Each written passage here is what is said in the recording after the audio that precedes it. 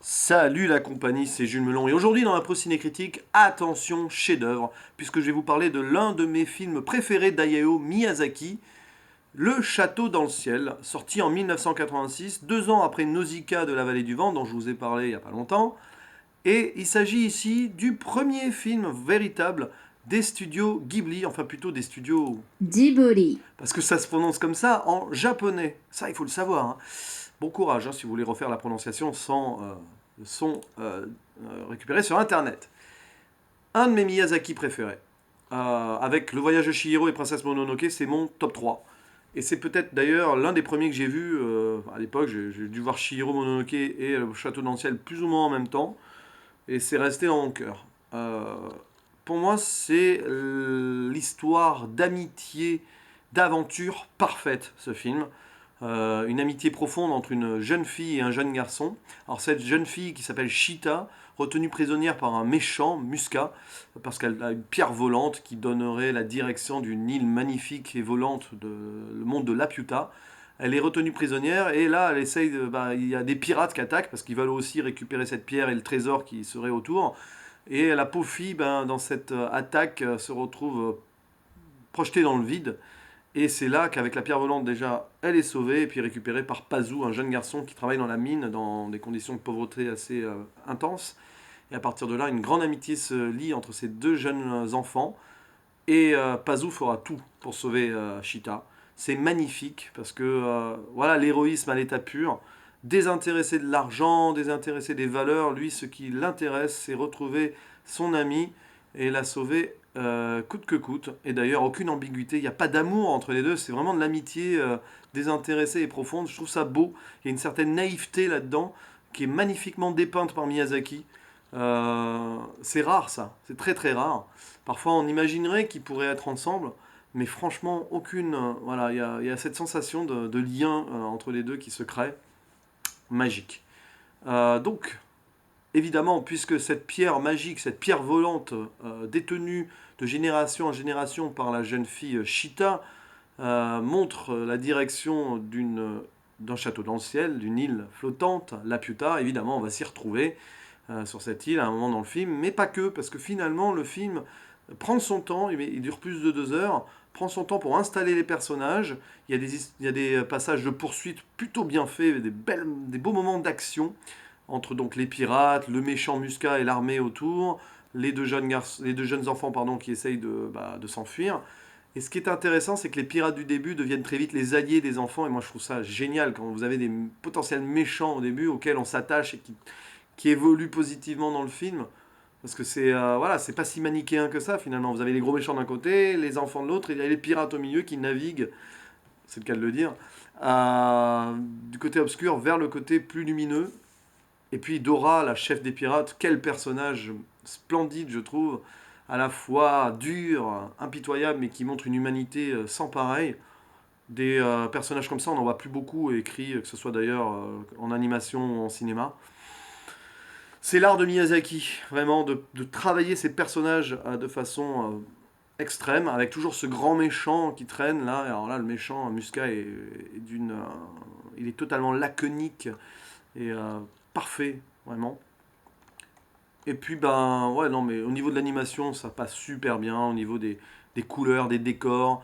Le château dans le ciel est magnifique, avec ses grands robots mécanico-organiques, super touchant aussi, parce que ça a l'air là aussi, on n'est pas dans le on n'est pas, c'est pas manichéen, c'est des grands machins qu'on pense qui ont tout détruire sur un passage. D'ailleurs, à un moment, il y en a un celui qui est tombé avant et qui se retrouve donc sur Terre, qui tire dans tous les sens, mais qui montre un attachement et une loyauté envers la jeune fille qui, avec cette pierre volante, représente la puta. C'est génial. Et puis une fois sur l'île flottante, une fois sur le château dans le château dans le ciel, eh ben on se retrouve avec un robot qui est proche de la nature. Vous avez même des renards écureuils. Vous savez, les renards écureuils, ces bestioles qu'on voit dans Nausicaa, qui viennent jouer sur son épaule. Ils protègent un nid d'oiseau. C'est génial.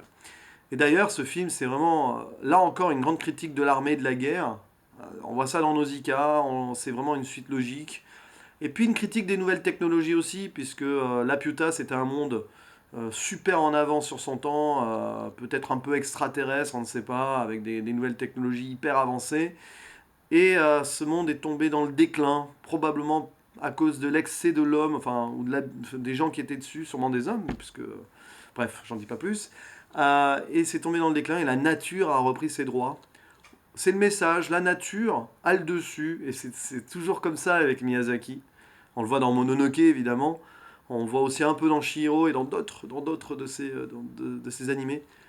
Ouais, c'est un témoignage assez amer de l'humanité qui progresse et cet attachement à la terre et aux traditions. Et pour moi, ce film est vraiment parfait à ce niveau-là. Parfait dans ses personnages, parfait dans sa VF, parce que il faut savoir que ce film est sorti en 2003 en VF, donc 17 ans après.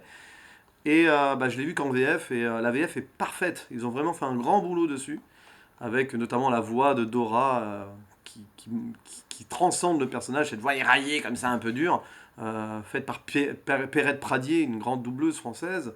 Et puis d'ailleurs aussi des voix qu'on peut entendre dans Harry Potter pour les jeunes garçons, le jeune garçon Pazou et la jeune fille Cheetah, puisque c'est les voix de Ron Weasley et de Hermione Granger dans Harry Potter. Oui, oui, c'était la même époque en plus, avec 2003, voilà, il devait être déjà dans le troisième film au niveau des doublages. On retrouve aussi des voix extraordinaires hein, en VF là-dedans. Il y a William Sabatier qui joue le pépère, enfin c'est l'homme qui est avec les pirates, et aussi le général qui a la voix de Morgan Freeman, enfin Benoît Alman. Ils n'ont pas fait les choses à moitié, c'est cool. Bref, une histoire remarquable qui se suit sans mal pendant 2 heures entre émotion, action, lien, évolution des personnages, questions philosophiques aussi sur l'évolution de l'humanité. Jusqu'où peut-on aller? Est-ce que l'appât du gain mérite tout sacrifice? Certains trouveront que c'est niais, mais franchement, c'est un film qui va à la fois pour les enfants et pour les adultes. Il y a des doubles, voire triples lectures dans ce film, et c'est la magie du maître Miyazaki. Voilà pourquoi c'est l'un de mes films préférés. Ce Laputa, Castle in the Sky, ou Le Château dans le ciel, ou Tenku no Shiro Rapiuta, en japonais. Alors là, s'il y en a qui parlent japonais, ils vont peut-être me dire que l'accent est pourri, mais j'ai eu envie, c'est sorti tout seul. Et voilà, bah, c'est le deuxième Miyazaki dont je parle en quelques jours, en quelques semaines. Ça va finir par se transformer en rétro Miyazaki, ça, parce en voir un, puis en voir un autre, ça va en appeler d'autres. Hein. Je le sens gros comme une maison, là, je re-rentre dans une période Miyazaki. Bah, si vous me voyez parler d'un autre Miyazaki bientôt, ne soyez pas surpris. C'est tout ce que j'ai à dire. Mais ça vaut le coup, parce que c'est mon réalisateur d'animation préféré, hors Disney, hors Pixar et tout, mais même, enfin, c'est l'homme de l'animation japonaise, quoi. Sur ces films à la fois pour enfants, adultes et adolescents. Le Château dans le ciel, top 3 à vie pour moi des Miyazaki. Et parfait quoi. 9 sur 10 sans problème. Ça vaut le coup. Et quand on y pense, c'est vraiment dommage qu'il arrête sa carrière, même s'il va en faire encore un de film. J'espère quand même que la relève va s'assurer chez Ghibli. Il y a des pistes. Il y a même au-delà de Ghibli, des trucs animés japonais très intéressants qui sont sortis récemment. Je pense à Your Name par exemple. Et son réalisateur qui avait fait Crawl of Fall avant, vraiment des choses très intéressantes là-dessus, dont je parlerai peut-être un jour aussi. Mais là, je suis en train de divaguer, de sortir du sujet, donc je vous dis au revoir et à la prochaine et ciao.